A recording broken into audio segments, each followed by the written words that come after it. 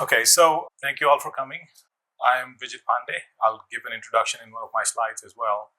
But one thing I wanted to say with this class is that, as you know, this will be co-taught between me and Dr. Singh here, right? So I'll be teaching parts of the lectures, and then she'll be teaching parts of the lectures. So, and we think this is a great collaboration. One thing I say always is that you have to interact, you have to ask questions, and you have to answer questions if I ask them. Because with that, if you don't speak and you don't interact, this will be a 15-minute lecture, okay? If you speak and interact, we might be talking 10 hours. So that's very important, okay? So it's on you, not on me. Okay, so with that introduction, I'll get started. So here's the outline of my presentation. I'll give a brief overview of who I am and where I come from. And then we will dive into what I think the definitions and introduction to systems engineering should sound like. Obviously, with every discipline, every field, you will see that there are definitions that books provide, textbooks provide, there's definitions that organizations in that area provide, but sometimes they miss some things, and then that's something I want to highlight, especially with systems engineering. Okay, and then we will talk about briefly the types of systems, right? So this is just a hierarchy, you can call it, or you can say these are different ways you can look at systems. These are just formal definitions, so good to know. Followed by, why are systems built? Why does anybody decide that, hey, I'm going to build that projector?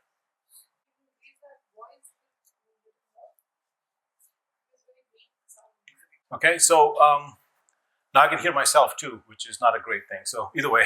All right, so, and then we'll talk about, why are systems built? Who builds them? What motivates people to start building systems, right? Why did somebody build that projector? Why did somebody build that TV? I mean, once you start thinking like that, then you will realize that a lot of the tools in systems engineering are pretty uniform across different types of systems. That's why this whole field came about.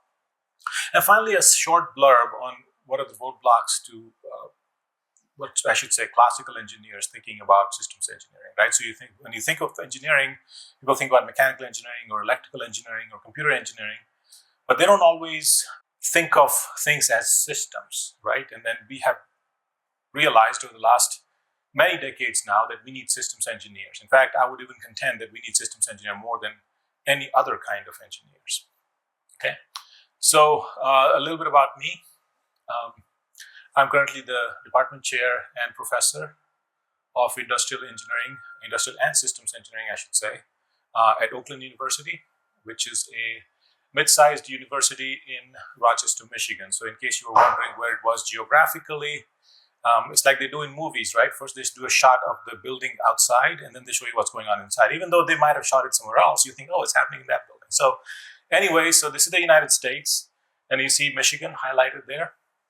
In the Michigan area, we are right north of Detroit, about 20 miles north of Detroit. And that's very relevant, partly because it tells you how difficult it was for me to get here.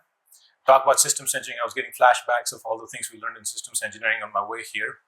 But the bigger thing I wanted to highlight, and more relevant to this class, is the fact that we're close to probably the largest manufacturing industry of automotive and automotive components in the world, right? So we are within half an hour from GM World Headquarters, with 2 minutes drive to Chrysler World Headquarters, which became FCA, which became Stellantis now. We're again half hour, 45 minutes from Ford World Headquarters. So which gives us a lot of interesting systems engineering problems to deal with and also to work on, right? So our collaborators typically are these automotive engineers, or automotive companies, I should say, and then they have all sorts of issues, not just how to build a mechanical component, but how to run their supply chains right, how to build their assembly lines, how to guarantee quality, how to do data analysis, and all those things. So that's a pretty privileged position that we have, and I really enjoy it. Okay, so that's about me and where I come from. So a little bit more about me, I guess. So I received my PhD in systems engineering from University of Illinois at Urbana-Champaign, long time ago. And then my bachelor's and master's are in mechanical engineering. But during my education, I had noticed that I was starting to move towards systems engineering anyway. So that's something for you to think about. If you've gotten a bachelor's in mechanical engineering, you could still get a master's or PhD in systems engineering. Okay, So, and then my research interests are in the area of engineering design optimization. So, mathematical models that we use to come up with the best design under a given set of constraints. Decision making, I do quite a bit of decision-based design, decision analysis, multi-attribute decision analysis. I have done quite a bit of work in reliability engineering, both time-independent and time-dependent problems. I've worked in sustainability, product take-back systems, and design of such take-back systems.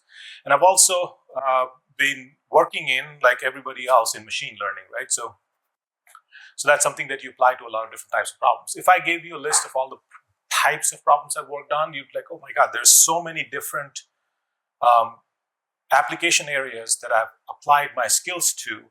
And this is by design. I intentionally put these things here because just to show you that these are the skills, or this is a subset of the skills that systems engineers should be familiar with, or I should say very familiar with.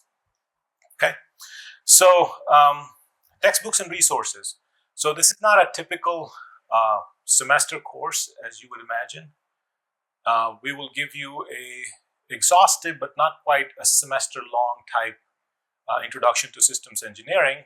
But it's good to know what kind of books I can refer to, right? So there's a book I wrote, Decision-Based Design, a while ago. You can refer to it. There's a book, Product Design and Development, which I strongly recommend. That's a book by Ulrich Eppinger and I think GIAN now. So that book actually is on product design and development. And one of the points that I'll make is that the best way to study systems engineering is to take the product development perspective. Okay. And now, obviously, there's a book, Systems Engineering and Analysis by Blanchard and Fabrici. That's an interesting resource, let's put it this way, okay? And then, but we'll be focusing on these two, the concepts shown mostly in these two books, okay? And definitely, you should supplement whatever you hear here, whatever you read in those books, with other resources available. The great thing about living in this century is that you have access to all this information, right? You can find all these things online. There's INCOSE resources, there's research publications, they're all over the place.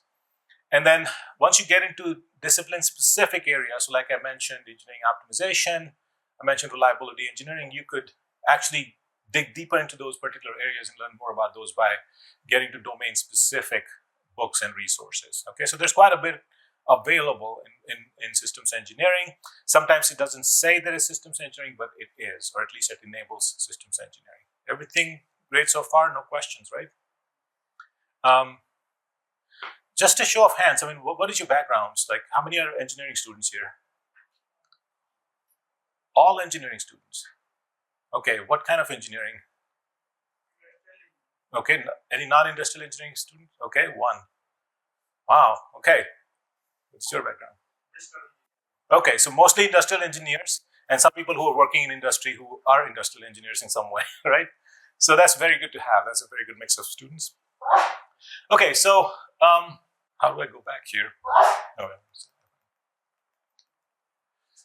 okay, so there you go. So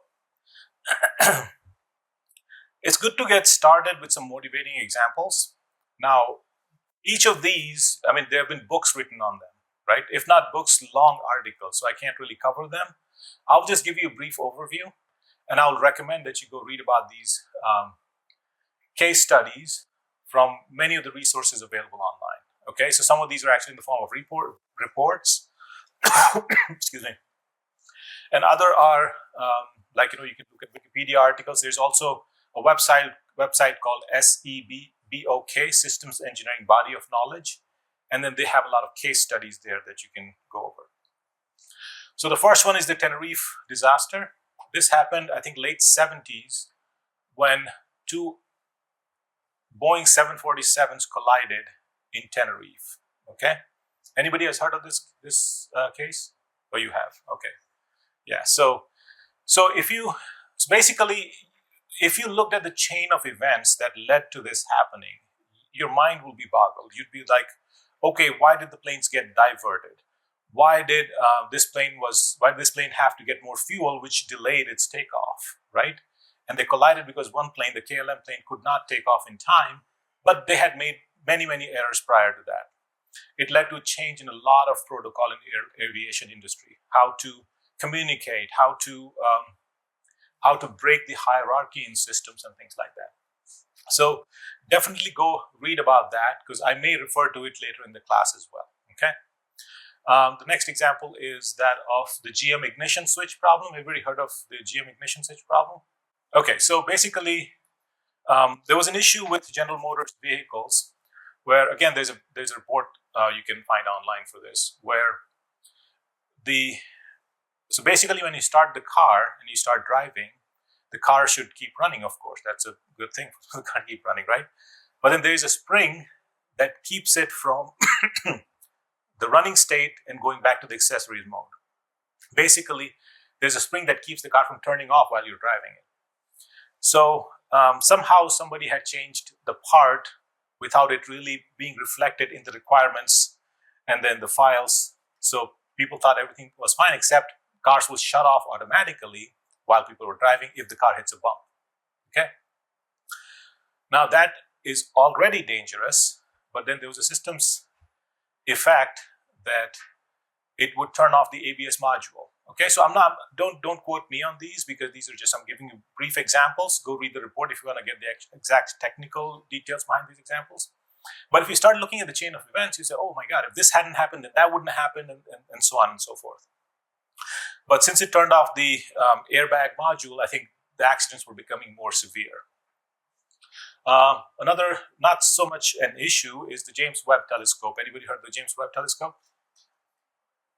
Yes? No?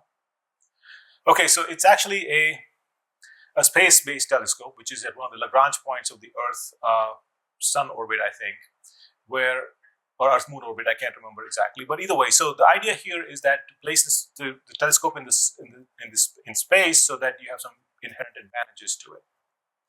Of course, when you do that, the logistical problems of integrating communications with the mechanical engineering aspects of the rocketry and then orbital mechanics and things like that come into place, plus the science of the telescope, right?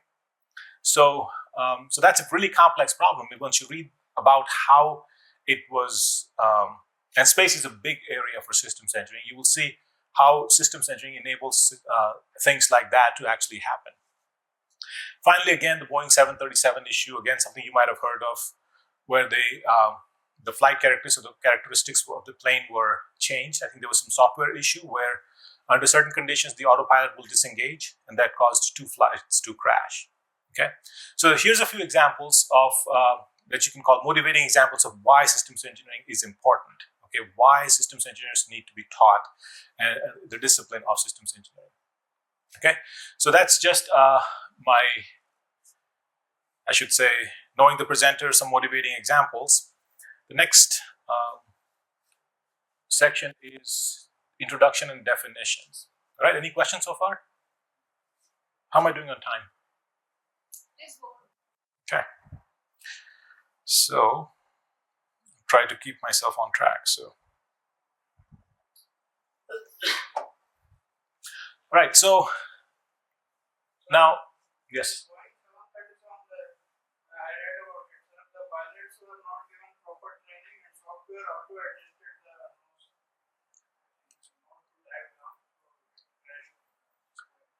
That is one explanation, okay? So obviously it had to do with the autopilot disengaging or engaging. But the thing is that the story is way more complex than just the autopilot and pilot's training. So that contributed to it. 737 has been around for decades and decades, okay? I don't know if you know, old jet engines did not have high bypass, okay? Again, now we basically, if we could, would make the engines so big that they will scrape the ground. That's what they say. Most of the air is bypassed from around the engine. What that does is that changes the flight characteristics. And then when you change the flight characteristics, you have to train the pilots, and or you can change the behavior of the plane through software. So there's this multi-layered problem. So read about it. You'll find it very enjoyable.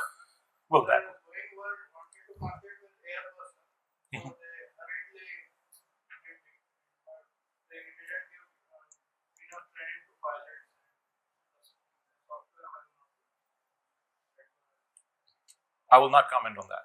Okay. Okay. So, but the thing is that this is, I mean, the message that, let me bring this up. Okay, this goes back this way. Sorry. The message here is precisely what you're getting at, that if you started analyzing, you will almost always reach a conclusion. But that is one of the conclusions. In systems engineering problems, there can be many conclusions because it's a series of events. If this hadn't happened, this wouldn't happen. If that hadn't happened, this wouldn't happen. And this wouldn't happen, this wouldn't happen. So, because so many different contributing factors exist, that's why analysis becomes difficult. And that's why people have come up with a new field. If you just focused on, for example, the GM ignition switch problem, you'd say, oh, that's just a mechanical engineering problem. The spring constant of the spring that was used was lower. End of story. You could reach that conclusion, but you could also reach the conclusion that whoever made the change did not report it. You can also reach the conclusion that you should design the system so that it does not shut off. You could also reach the conclusion that I should not have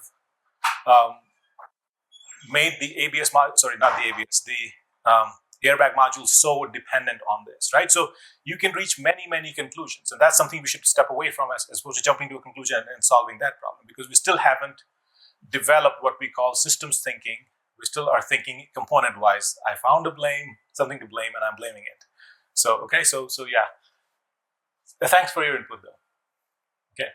So the INCOSE, or the International Council on Systems Engineering, defines systems engineering as an interdisciplinary approach and means to enable the realization of successful systems. It focuses on defining customer needs and required functionality early in the development cycle, documenting requirements, then proceeding with design synthesis and system validation while considering the complete problem. Okay? So, great. If we looked at the action words or the important words in that definition, we would say, okay, interdisciplinary approach means that systems are realized through the confluence of many disciplines. It's not just software that controls the MCAS or the Boeing 737. It's also other things like, human factors. It's also the design changes in the engines and so on and so forth. So it's definitely interdisciplinary. We are interested in realizing successful systems. So our requirements are not from individual components. We say the entire system should work. Customer needs are crucial. So the voice of customer determines whether a system is successful or not. You can design a great system. If the customer doesn't like it, it's useless. Okay. And then, of course, we have to be very careful about how we design the system, how we approach the design of the system, and how it is validated. Okay. Means that it does what it's supposed to do. And then complete problem, right? Not the system itself, process for its realization, marketing strategy, amongst others. Oops, sorry. Actually, I don't have a handy back button, so it's causing me some confusion. So sometimes that'll break the suspense, so I don't like that. But either way, so as with any textbook definition, this is coming from INCOSE, right? But when I call them technically correct, but okay, bunch of good sounding words that if you actually spent some time doing systems engineering or teaching systems engineering or studying systems engineering, you would probably say, you know what, that's a pretty accurate definition. But you wouldn't be in a systems engineering class if you were at that stage. You're still trying to learn. And I say that, this is technically sound, but it does not effectively convey to beginners what the field essentially does and what it is. And but more importantly, rather, how can an engineer be trained in systems engineering? Okay, how can I take somebody who just finished bachelor's and say, you know what, now you're a systems engineer. I don't know if you'll ever reach that stage, but you have now the tools necessary to become a systems engineer. So, see, just want to make sure I stay on time. Okay. Okay. So in the next few slides, I will try to highlight how we can approach it, how I suggest we should approach it. But that's not all there is. Next few slides is just like giving the foundation. It's also the next 10 or so days you will spend going over all the different things we'll talk about, which is to say that a definition should emerge in your mind. You do all these things and you say, you know what, I feel like I'm doing systems engineering now, right? And what it is, keep it to yourself, because everybody will have their own definition of systems engineering. One of my personal complaints with systems engineering is that it has become, or it has become pedantic, and people think that, you know, we can actually mold it into one of the classical disciplines, or the other side where everything is a systems engineering problem. So some of these topics are from a book chapter I wrote, I think a year or so ago, and I think it's publicly available, but if you don't have it available, you can email me and I'll send you a PDF of the chapter, where I make the same exact point, that let the definition emerge in the engineer's mind, and let's at least expose them to the things they need to know to become systems engineer, right? So that'll be clear in the last slide of my presentation.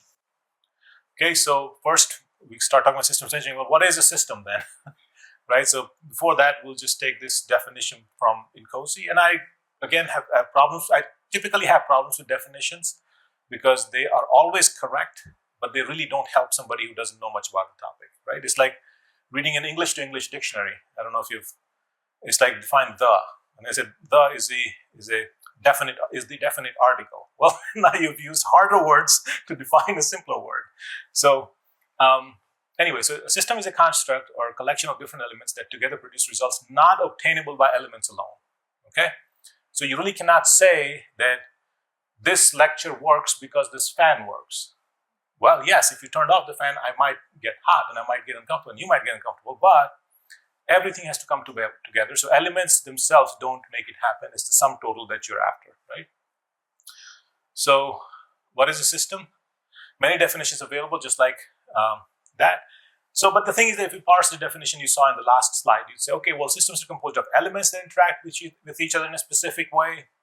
For example, respiratory system in the human body, or a commercial aircraft.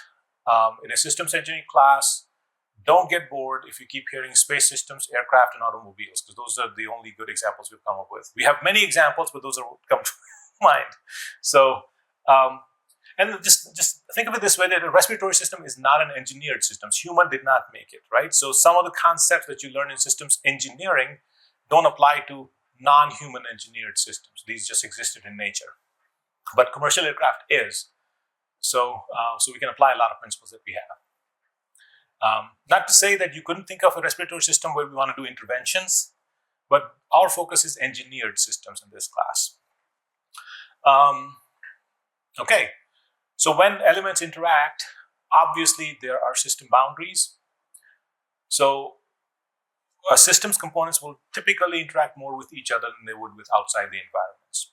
Not always the case, but typically you would say that, you know, systems like, for example, the battery and the processor and the screen are interacting constantly, one way or the other in this phone, more so than they're interacting with me, the outside user, the environment. Okay, and then context is important. For example, when considering a large-scale transportation system, a car is just a component. So even though a car is a system, an automobile is a system, we would say in a large-scale system, you could say that's just a component, right? So you can change the scale of systems that you're analyzing. So what makes something a system?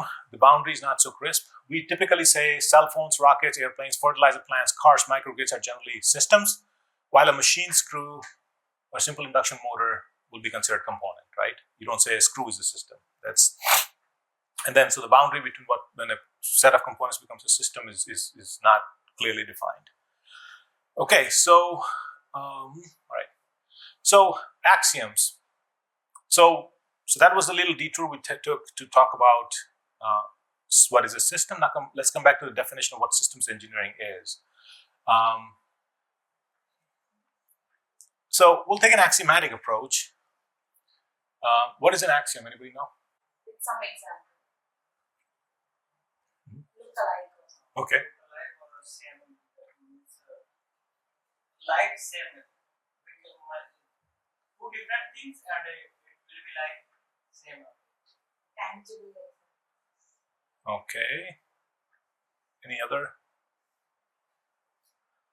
Okay, so an axiom is a statement which, while cannot be proven, are assumed to be true. Okay, axiom is a statement that we all agree is true without proof. Okay, so an example is you can't be at two places at the same time, right? How do you know that I'm not in Michigan right now? You don't know. You know that I'm here, but that doesn't prove that I'm there. We all have agreed that a person cannot be at two places at the same time, right? So it's something statement that, we should be nice to other people. You cannot prove it, but yeah, we should be nice to other people. So axioms are critical in mathematics, right? When we say the axioms for this field of study are these, everybody should agree that we accept to be true without proof. Okay? So that's in mathematics. Anybody give me an example of an axiom other than the ones I gave you? Running at lightning speed. Huh? I'm running at lightning speed. Okay. In simpler words, it will be a law. It's a law without proof, right? So we all agree that, so if for example, if I am taller than the person A and the person A is taller than person B, then I'm taller than person B, right? So this is simple when you talk about real numbers. If you say height is a real number, yes, transitivity holds. But in certain cases, we impose this law that if you like this person more than that person, and you like that person more than this person, then you like this person more than that person, okay? In human interactions, that may not be true, right? So then we say that this is an axiom, okay? So what it does is it sets a foundation for a field so we can come up with theories and results. Now, I will warn you that I'm not thinking axioms as mathematical axioms in this case, because a similar thing was done in decision analysis where they came up with a bunch of axioms, which you will learn later in the class. And then they said, okay, based on these, we can come up with a mathematical theory of decision making. Problem with that is that on the one hand, it becomes mathematically rigorous, but then we lose a lot in that translation.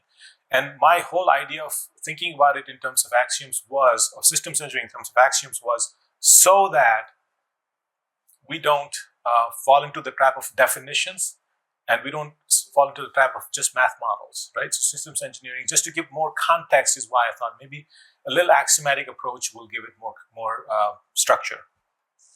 Okay, so first it should be human-centered, right? So we're talking about things or entities. So I said engineering systems earlier that are designed by humans, controlled by humans, and used by humans for a purpose defined by them, right? So we're thinking about those kinds of systems. We're not talking about planetary systems or things like that. We may study them, but we're talking about engineered systems that we would design, right? So human-centered, we should not only design them and use them, but systems engineering, the field, should consider elements of creativity, equity, culture, and social ramifications of the systems from its conception and disposal, right? So a systems engineer cannot or should not definitely ignore that if I build a coal-fired power plant, it will be bad for the environment, right? So you have to think about these things. Anybody disagree? Okay. Because that's the whole thing about axioms, right? If we generally agree, then we can call it a framework. If we don't agree, then we have a problem, right? So interdisciplinarity is at the core of systems engineering, right? So again, my idea is that if I talk about these axioms, I can move away from that one paragraph definition. I can give you multifaceted understanding of what systems engineering is. So it has to be interdisciplinary, okay? You cannot say there's one thing, I'm designing just mechanical components and that's it. I will challenge you to find me something that you would like to call a system that is not multidisciplinary, okay? Think about a drive from here to somewhere. I mean, you have to think about the entire logistics of infrastructure and cars and things like that, and then it becomes a system, but then it's also multidisciplinary. And some of this will also guide us into what tools we should study and so on and so forth. So we'll get to that later. No modern system is realizable without the confluence of multitude of various disciplines. For example, cars, cell phones, space telescopes, and so on and so forth. Okay. Next one is multi-attribute. Again, this is something that I contend that no decision is really a single attribute decision. Okay. I want to make a lot of money. Great. Do you want to work 95 hours a week? No. So, do you want to have a family life? Yes. Once you start looking, so every decision that you make, whether you select a job or something like that, you would say there's a multi-attribute decision. For example, in your problem that you were discussing about certain components in aircraft engines, you would have to think about cost. You cannot just say reliability. You have to say cost and things like that. You have to say lead, whatever. There's a bunch of attributes that you consider, not just one. Ordering and transitivity. So this is just something that I like to impose the understanding of some human element being involved. So basically saying that I should be able to say that this system is better than that system, right? Because if I cannot say that, how will I make a decision, right? So if there's no basis, every system is almost the same. Well, no, some systems are better, and I should be able to evaluate them as being better.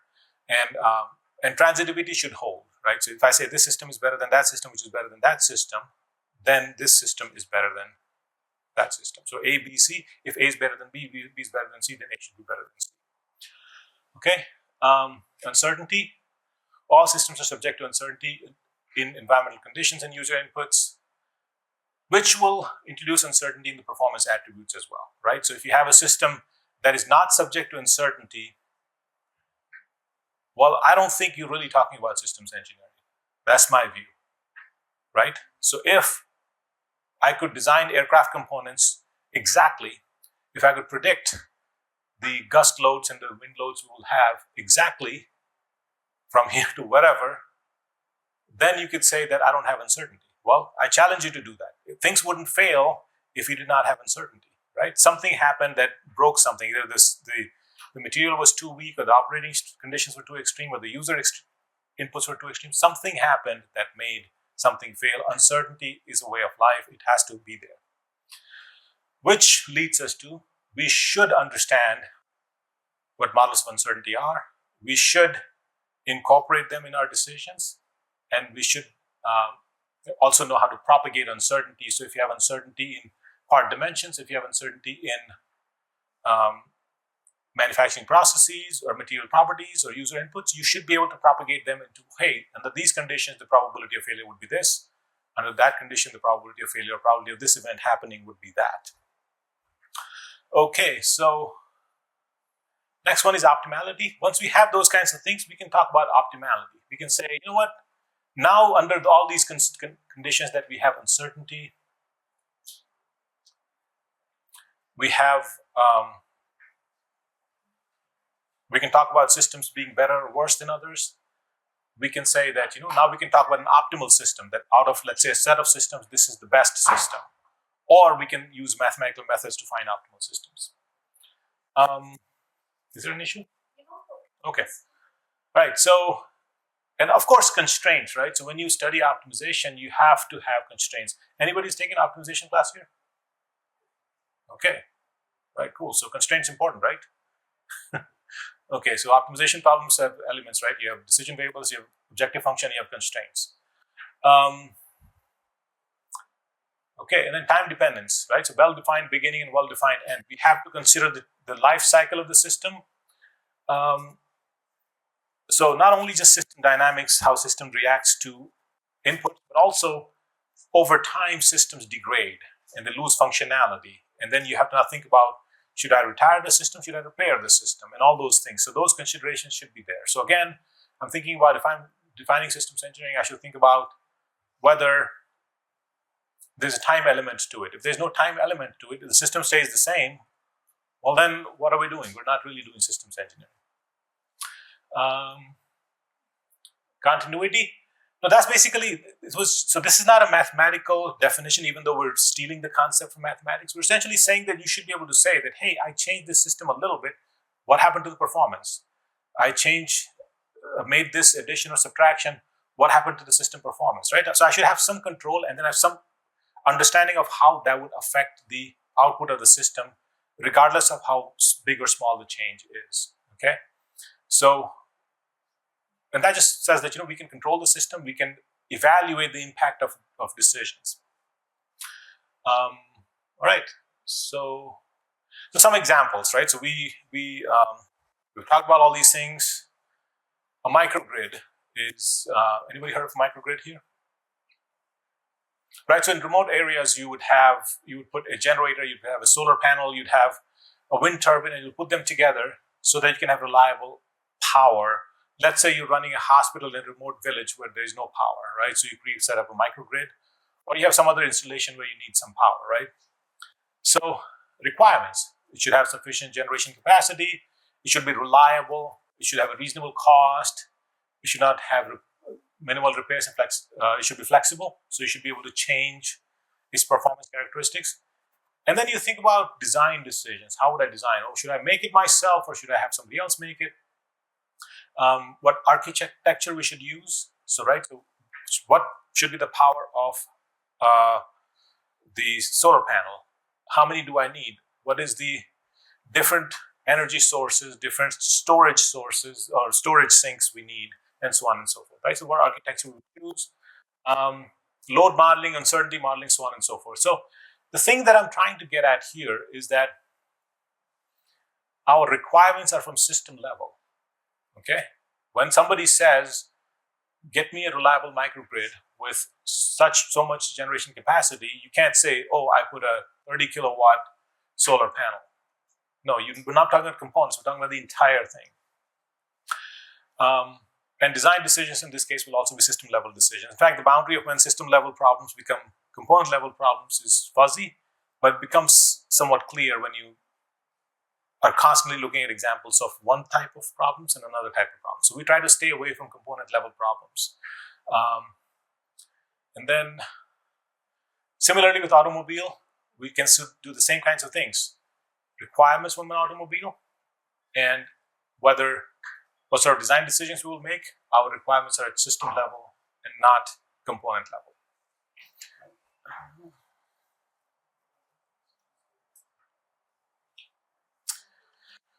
Okay, so any questions so far? Yes. So these are the examples. Can we say system engineering is a holistic approach? Yeah. Oh yeah. Yep, it's a holistic approach. One thing I always say is that you cannot say that that's not my problem, because everything is your problem, right? So you can design a system or something like this, but then you, let's say, violate emission requirements, right? So somebody, a mechanical engineer or some engineer who's designing the engine might say, oh, I don't care about that. No, you cannot. A systems engineer cannot say those kinds of things. They have to take the holistic approach. They even have to think about aesthetics. They have to think about product demand and things like that as well. So yes, 100%. Good point. Okay, so now let's briefly go over types of systems. This is just something that we talk about when we talk about systems to narrow down our universe of discourse. So open systems are systems that interact with the environment in that they affect or are affected by the environment in a substantial way. And closed systems are the systems that do not interact with the environment. Okay, they're just closed systems. So here you see a graphic. You basically have the system on the left, which has a bunch of inputs going in, couple outputs going out, and then within it you have subsystems or components that are interacting with each other. Okay, and a closed system has no interaction with the environment. Obviously, an open system is something that we study more so than closed systems, right? So we always have user inputs, we always have environmental inputs, and then we have outputs that we provide to the environment. Now, the boundaries is something that we decide. You can say that these are the things I'm going to consider, these things I'm not going to consider. In fact, that is what we call a meta problem. That what it is that I should consider in my analysis, what I shouldn't consider, is itself a difficult problem, because you might design a system considering certain externalities, but not others, and then realize you did not consider something and that caused the failure. That happens in engineering all the time. But if you considered everything possible, you would not be able to analyze it because it would get too complex. So where should we draw that boundary is not an easy thing to do. Okay, so that underlining means that that's the kind of systems we'll cover. So so we'll talk about open systems. We'll talk about engineered systems. I've already made this point before that we're not going to talk about the systems that exist automatically. Engineered systems means something that takes conscious engineering effort by humans to be built and operated. So those kinds of systems that humans build and operate have stakeholders. People are interested in their performance. So somebody sets up a plan. That's one stakeholder. The government is a stakeholder to make sure that you don't violate any laws. Customers who buy products made in that plant are stakeholders. People who work in the plants are stakeholders, right? They should be built for a specific purpose. They have dynamics. They have a life cycle. So you can see that this follows pretty closely our understanding of systems engineering, that engineered systems have all these characteristics. They have stakeholders, they have a purpose, they have dynamics, they have life cycle, and they interact with the environment through inputs and operational instruction, environment and humans through inputs or operational instructions. Okay. Now, some authors, now this is not very critical, but since we cannot deviate 100% from what other people are teaching, there's 4 kinds of engineered systems typically that we see. We have product systems, we have service systems, we have enterprise systems, and we have systems of systems. Okay. So a product system are physical entities that a customer or end user acquires and operates. Right? So these could be software systems as well. So product system would be, let's say, automobile, cell phone, product system, right? This is a product, but it's a system. Okay.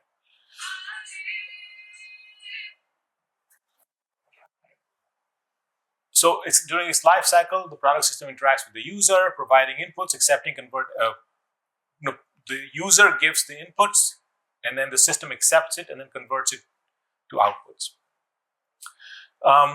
One of the things, and this is sort of hinting at reliability engineering, which is, I say that it's something that systems engineers should always know, is that the manufacturer must provide acceptable environmental conditions and inputs that the system will tolerate and work under.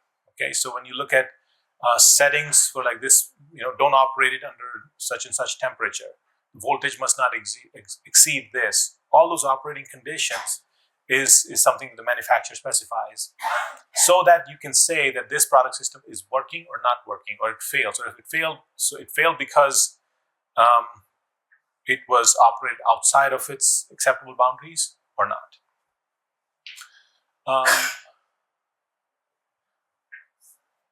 So knowing your acceptable inputs for the system and protocols are necessary for safe operation of the system, and also helps determining warranty terms, right? So you cannot warranty a system for everything. You say, under these boundaries, we will warranty it. Nobody warranties if you, let's say, drive the car on a rough terrain or something like that, or beyond a certain number of miles, or if you use it in a fleet, for example.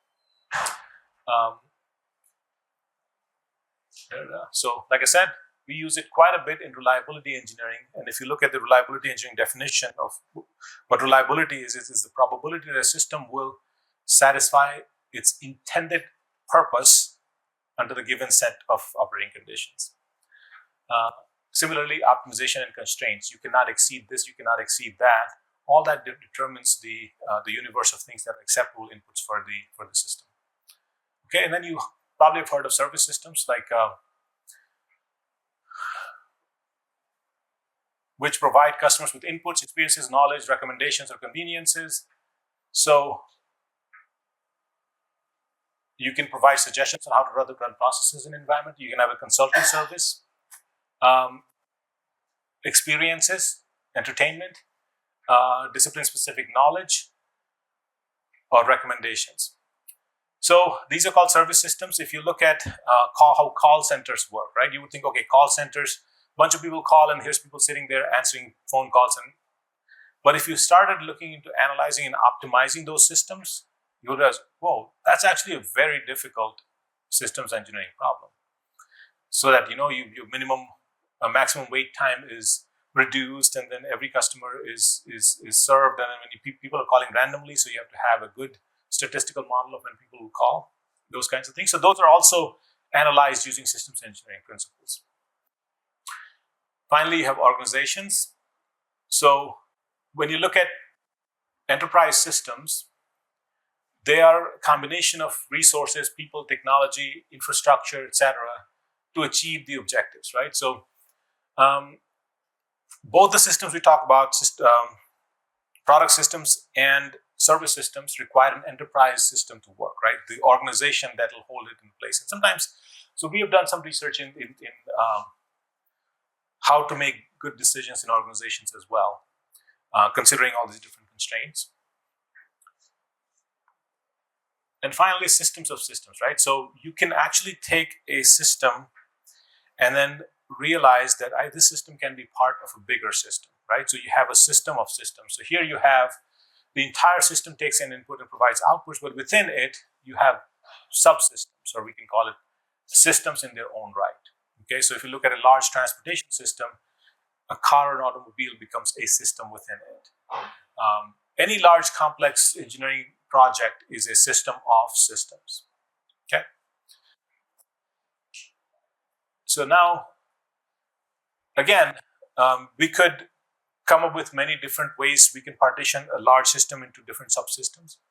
The general idea is that the coupling between system elements is stronger than between different systems. So when we look at one of these circles, there's components there. They're interacting with each other much more strongly than they are with other components. So when you look at a modular product, in fact, any modular product, let's say a desktop PC, you have a processor, you have the hard drive, you have the motherboard, you have the display. You can see it as a system of systems. So the hard drive or the processor does its own thing. It has its own subcomponents, it's interacting and doing its own thing, but then it becomes part of a bigger system. So it becomes a system of systems, right? So these are mostly terminology things, but it's important because at least we will know what sort of definitions and language we're going to use. And the constituent systems have a degree of autonomy with their own objectives and operational characteristics. For a modular product, yes, right? That a processor takes care of its own thing, right? It has a sense of autonomy as to how it's going to act and so on and so forth in a computer. And then having proven subsystems allows us to create different systems of systems efficiently. So, there's a whole bunch of literature on decomposing systems into subsystems and how much decomposition is good and so on and so forth. And you understand that if I decompose systems, I may not take into account what happens when I integrate it with some other subsystem and I integrate it with some other system. It's possible, right?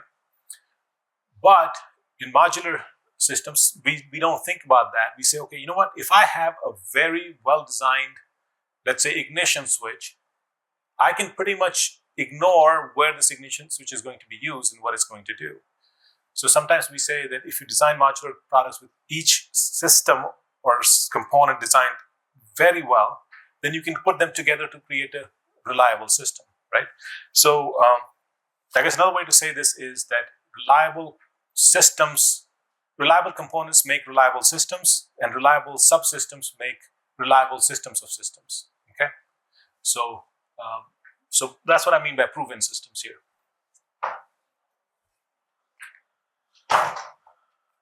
Okay. Now the next point is, why are systems built? Why does anybody build systems?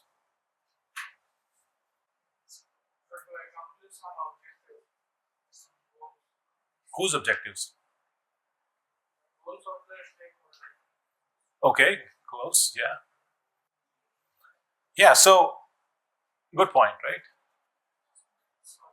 So usually Yeah, so to accomplish the goals of a stakeholder, that's a very good way to put it. But so we will refer to the end user and as the customer, right? It doesn't necessarily mean customer in a generic sense, but we call it a customer.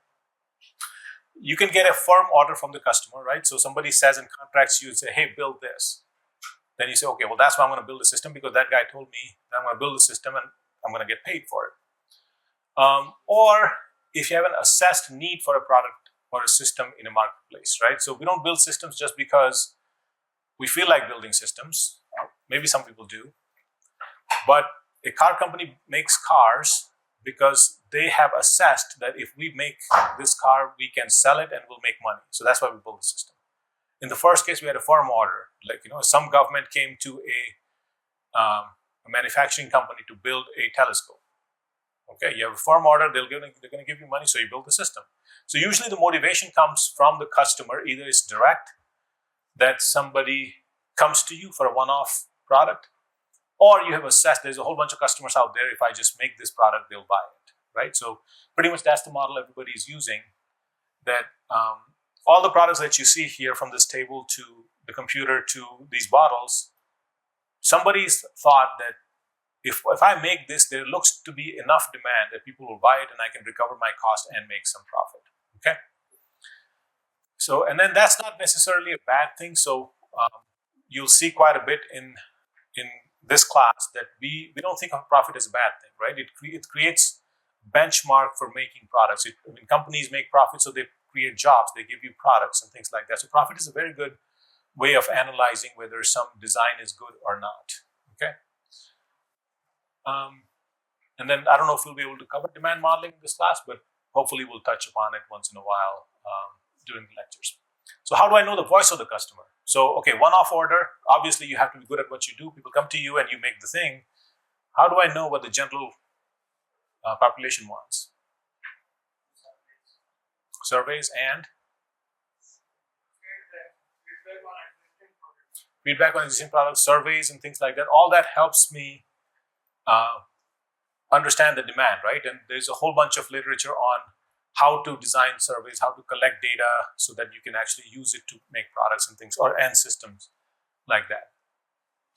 And then will any product suffice? Can I just say, okay, let's make this?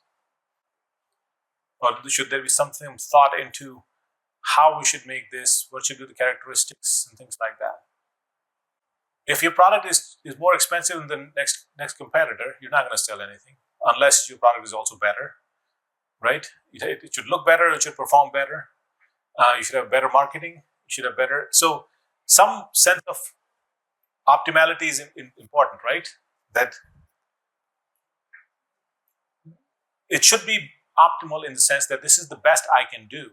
If you realize that even your most optimal product is not going to sell, then why would you make it, right? So, and these are things that give you an important context or window into how I like to study systems engineering. I take a product or a system development perspective, because if you think about all those steps that you need, so okay, assess the market need, and then concept generation and concept evaluation, and then study all these domain-independent tools that we talked about, reliability engineering, optimization, then you have a better handle on what systems engineering is than any of the competing methods. Okay, so systems design does not happen in a vacuum. You have to consider who my customer is, who is the end user. So customer is a generic term I'm using for end user, even if it's not actually the person who paid for it, okay? So, and it's a cyclical thing. You don't stop making systems. You don't stop improving systems. I mean, we talked about the Boeing example. None of those companies are saying that, okay, I built the plane and that's it. No, you build the plane. Now the next person is building the plane. Or you found some flaws, or you can find some ways of increasing efficiency. So customer expresses need. Those needs are assessed. And then you manufacture, or the organization designs the product to satisfy his need. First generation, the products are marketed, needs are met, but customers can also update preferences, right? If you try selling a Pentium 1 processor now, nobody's buying it, right? So things are evolving, and you're constantly doing the cycle of, why do I make the system? Because there's an assessed need. Why do I make a next generation system? Because there is a need. And I keep improving the product because there is a need and people will spend money for it. So, like I said, that's what we're trying to do here. We will be taking a product development perspective to systems engineering. Not only provides an important concept, everybody should know, everybody should think about product development, everybody should think about entrepreneurship. But it necessitates the learning of domain-independent tools. So once we understand that we will learn systems engineering from a product development standpoint, we will, and these are the three steps we will cover: planning phase, concept development phase, and system level design phase. We will not get into detailed design, testing, and ramp up, because those are outside the scope, I think, for the context of this class. But we'll cover these three phases, and that will highlight for us what are these domain-independent things that I need to know.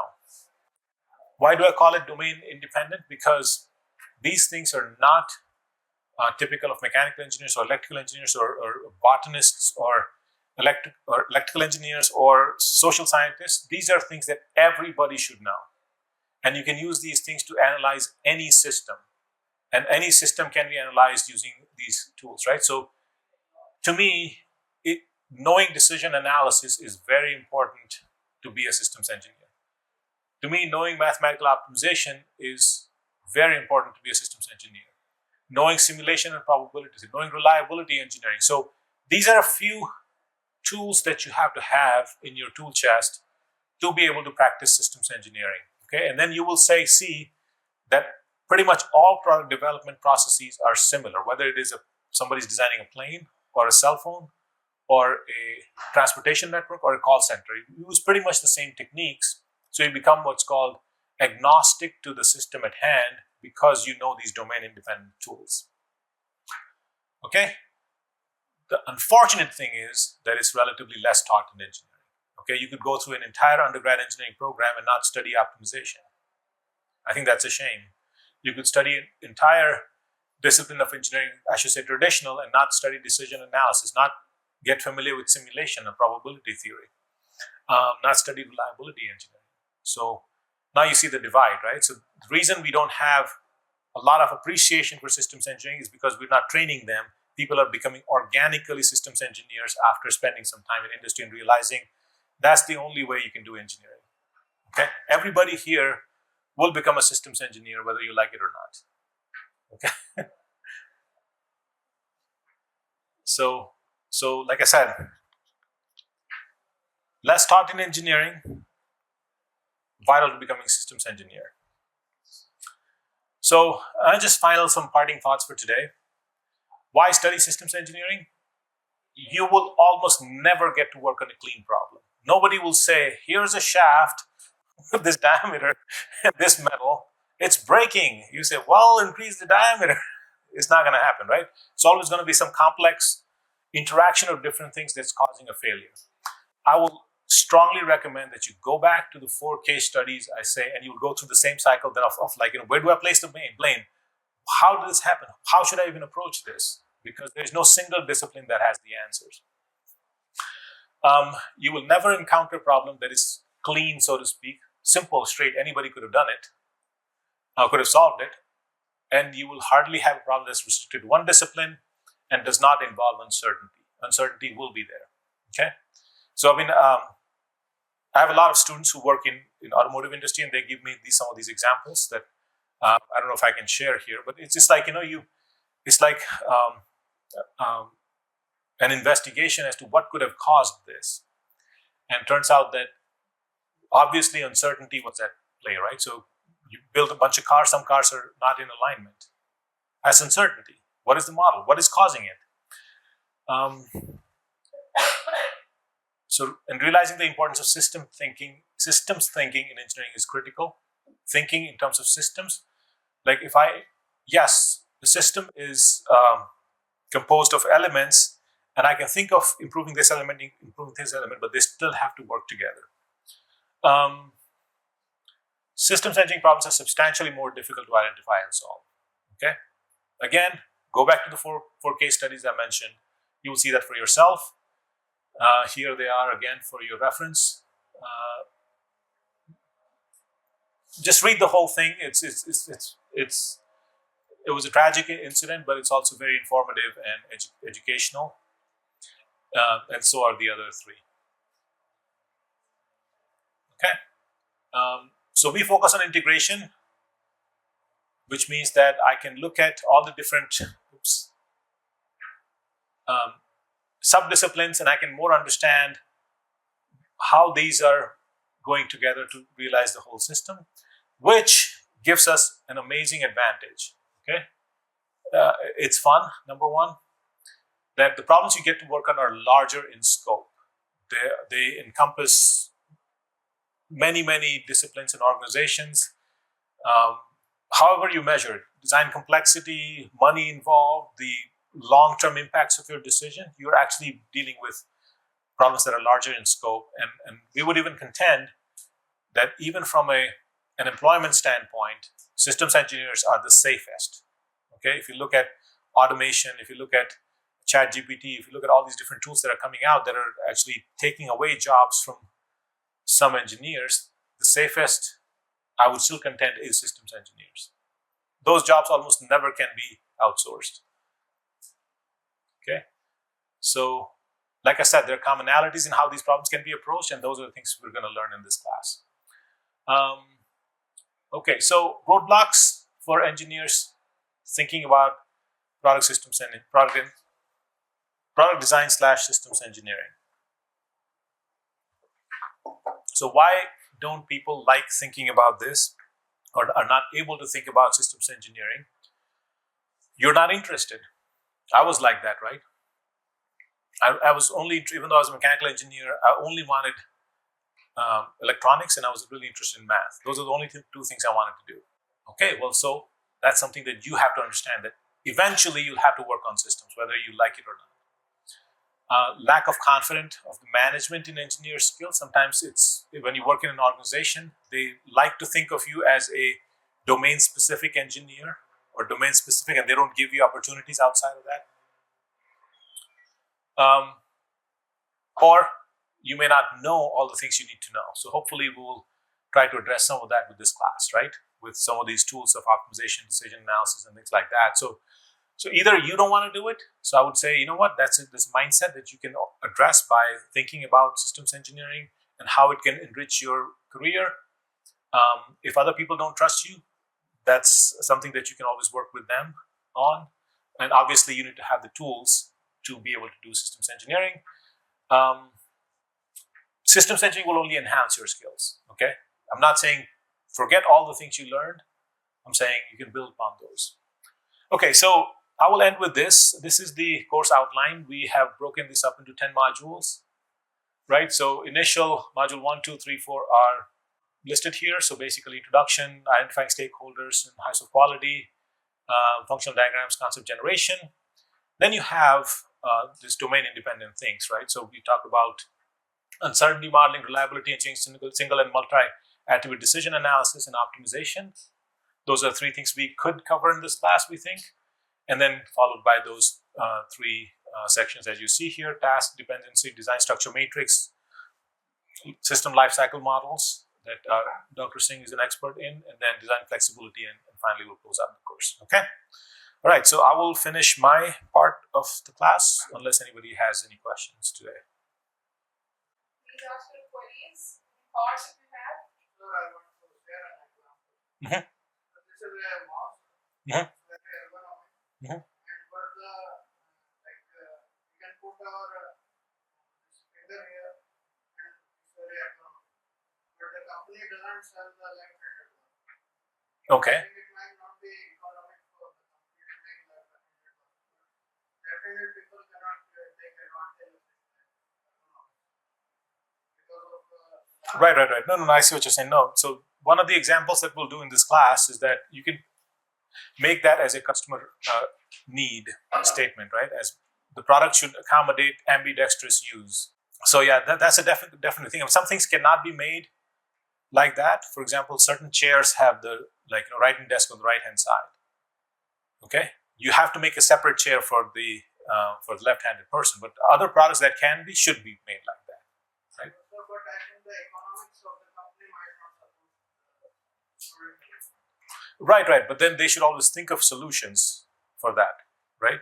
So I don't know if you know the vegetable peeler that we have, right? That's one example that's done quite a bit in systems engineering, product development.